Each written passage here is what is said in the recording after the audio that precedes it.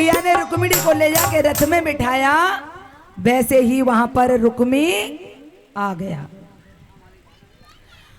अब रुक्मी आया तो रुक्मी ने सैनिकों से पूछा कि तुम क्या देख रहे हो? कि कुछ नहीं। कि रुक्मिणी कहाँ है? कि मंदिर में पूजन कर रही है। कि मंदिर में पूजन कर रही है?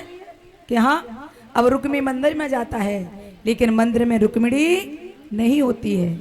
रुक्मी ने कहा कि तुम 10,000 सैनिक मेरी बहन की सुरक्षा के लिए आए थे और मंदिर में मेरी बहन नहीं है। बहन मेरी कहाँ गई? जल्दी बताओ। 10,000 सैनिक कहने लगे, हमें नहीं पता, एक काला काला सा आया था और हमने उसे आते देखा लेकिन जाते नहीं देखा। हमें नहीं पता कि वो किधर से निकल गया। आज रुक्मी को गुस्सा आई और रुक्मी भगवान के कृष्ण के रथ के पीछे पीछे दौड़ने लगा। अब जैसे ही रथ के पीछे दौड़ने लगा तो कन्हैया ने रथ को धीरे धीरे कर दिया और जाकर के रुक्मी ने रथ को पकड़ लिया। और जैसे ही कन्हैया पर तलवार उठाई मारने के लिए कि मेरी बहन को कहां ले जा रहा है, और वैसे ही मेरे भगवान ने रुक्मी को पकड़ करके अपने रथ के पहिए से बांध लिया।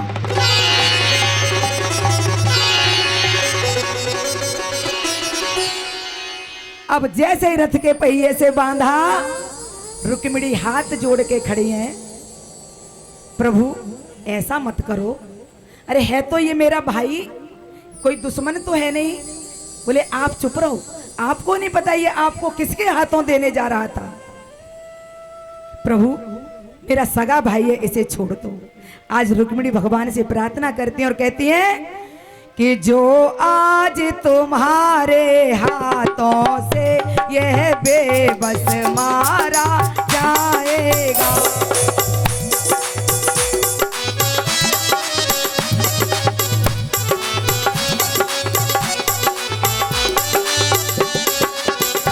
तो समझी कुल की हत्या का नाहक कलंक लग जाएगा।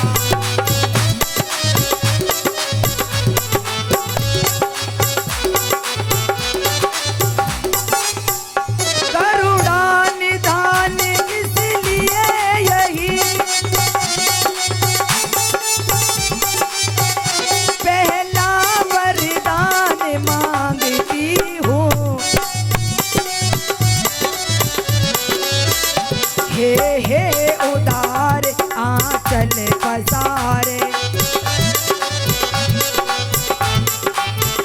भाई के प्राण मांगती हूँ।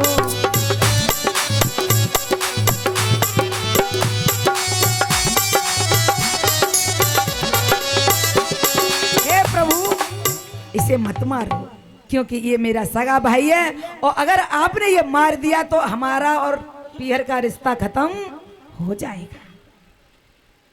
इतने में ही सामने से बलराम आ जाते हैं। बलराम आके कहते हैं कन्हैया तुझे चैन नहीं पड़ता। अरे अब तू बच्चा थोड़ी रहा है जो तू किसी के घर में माखन जाके चुराएगा और किसी की भी मटकी फोड़ देगा। अब तू बड़ा हो गया है, तूने अपने सगे साले को रथ के पहिया में क्यों बांध रखा है? बोले भैया आप बड़े हो ना तो हमको डांटते रहते हो, ये हमने ऐसे नहीं बांधा। यहाँ पर ये रुक्मिणी को उस दुष्ट शिशुपाल के हाथों में सौंपने जा रहा था, इसलिए हमने इसको बांध रखा है। तब बलराम कहते हैं कि यह साला है या बैरी है। अरे कन्हैया ये तेरा साला है, कोई दुश्मन नहीं है। कि यह साला है या बैरी है, जिसको यूं बांधे जाता है।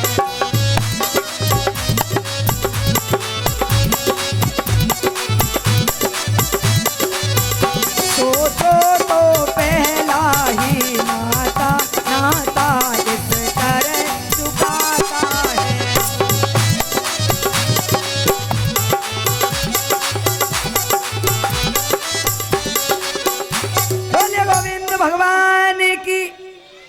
आज बलराम भैया की, बड़े भैया हैं, बात तो माननी पड़ेगी। बलराम के कहने पर रुक्मी को भगवान खोल देते हैं और वहीं पर राजा भीष्मक आ जाते हैं और वहीं बलराम आ जाते हैं और आज ये सब द्वारकापुरी में पहुंच जाते हैं। भीष्मक बहुत खुश होते हैं। उन्होंने कहा कि रुक्मी, मुझे पहले ही पता था कि रुक्मिणी केवल कृष्ण भगवान की है और किसी की नहीं है। मैंने तुझे समझाया था लेकिन तू नहीं माना। आज रुक्मी भी माफी मांग लेता है। अब द्वारकापुरी में जाकर के बड़ा सुंदर सा उत्साह होता है। राकेश भैया कि द्वारकापुरी में जाते ही घर घर आनंद उत्साह हुआ।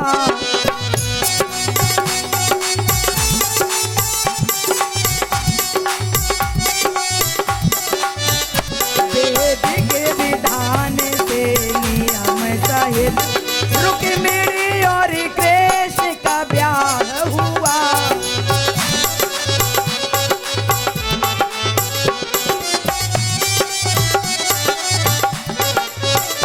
भीष्मक ने सुनकर समाचार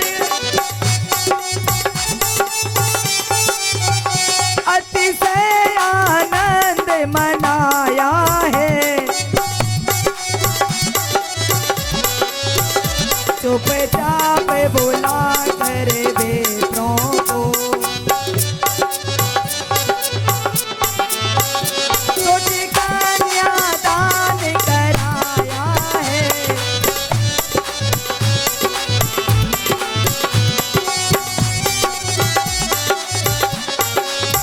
बोलिए गोविंद भगवान की, बोलिए द्वारकाधीश भगवान की, बोल रुक्मिणी मैया की जय, बोलिए कृष्ण भगवान की जय, सुंदर जोड़ी की जय।